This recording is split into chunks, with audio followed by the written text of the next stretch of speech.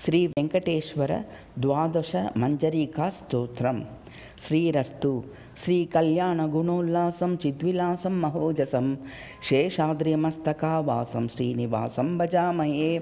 वाराहवेशभूलोकं लक्ष्मीमोहन विग्रहं वेदान्तगोचरं देवं वेंकटेशं भजामहे।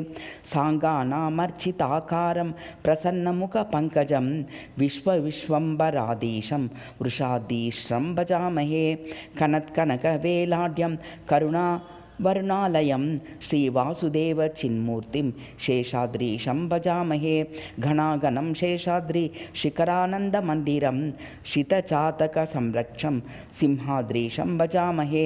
मङ्गलत्रं पद्माक्षं कस्तूरीतिलकोज्ज्वलं तुलस्यादिमनःपूज्यं तारागणविभूत्वमे।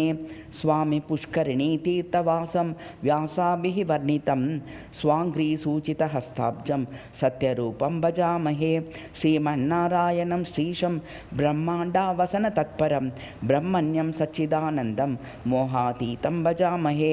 अञ्जनाद्रीश्वरं लोकरञ्जनं मुनिरञ्जनं भक्तार्तिभञ्जनं भक्तपारिजातं तमाश्रये। बिल्ली मनोहर्यं सत्यं मनन्तजगतां विभुं नारायणाचलपतिं सत्यानन्दं तमाश्रये। चतुर्मुखत्रयम्बकाढ्यं सन्नतूर्यकदम्बकं ब्रह्मप्रमुखनित्राणं प्रधानपुरुषाश्रये। श्रीमत्पद्मासनाग्रस्तचिन्तितार्थप्रदायकं लोकैकनायकं श्रीमद्वेङ्कटाद्रीशमाश्रये।